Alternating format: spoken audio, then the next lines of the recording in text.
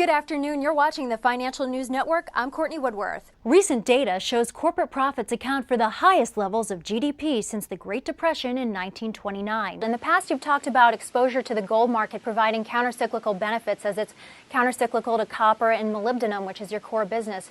Do you continue to see gold and perhaps other precious metals becoming a more meaningful part of the portfolio? While the economy continues to struggle in many parts of the country, Florida's tourism industry is starting to boom. It was a solid day in the market for technology shares as the Nasdaq finished off its best levels at 2649. Here's where it gets a bit hairy, though. Gross billings were up only 8% in the fourth quarter, down from 25% in the third, and that tells us that growth is slowing. Now, recent data shows that 90% of home sales in Miami-Dade last month were to foreign nationals, mostly as investment properties. I'm here in Manhattan's Hell's Kitchen neighborhood in one of its many new luxury high-rises. As you can see, the economy hasn't slowed massive development in this area.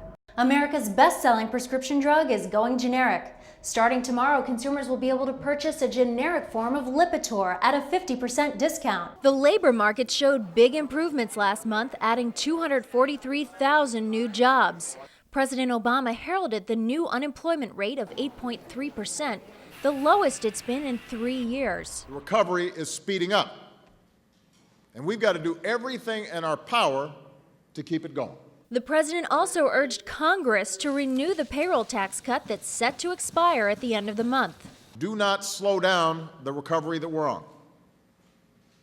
Don't muck it up. Keep it moving in the right direction. Republicans say almost 13 million Americans are still without jobs, including New York City resident Barry Hare. In September, he was laid off from a pharmaceutical company for the third time in 10 years. When I went into the conference room, I said, oh no, this can't be happening. He's still searching for his next opportunity. You want to be out there being productive and producing.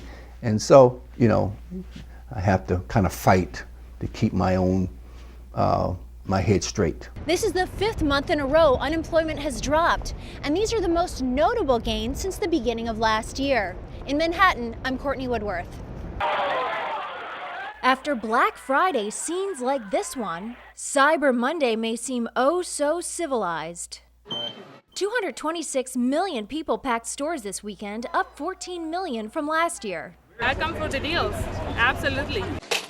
The siren song of savings lured shoppers into stores early, and they spent nearly $400 each, up from $365 last year. That's a record. It's all crazy all over the place, a little bit too much, but I figured this year, why not? So in the throes of vast unemployment and millions of mortgages underwater, Americans are still spending with apparently little abandon. Really is an indicator of what's going to happen over the next 5 weeks. So as Black Friday goes, typically the holiday goes, and as the holiday goes, typically that's the icing on the cake for our full year. The demand is there. The consumers have basically asked for this. They're saying, we love these deals. We always come out in droves to take advantage of these deals. Some shoppers didn't want to take any chances, knowing the deals will disappear.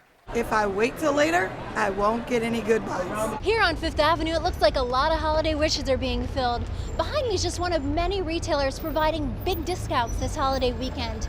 8 out of 10 retailers offered some type of deal, some offering as much as 75% off the normal price. In Manhattan, I'm Courtney Woodworth.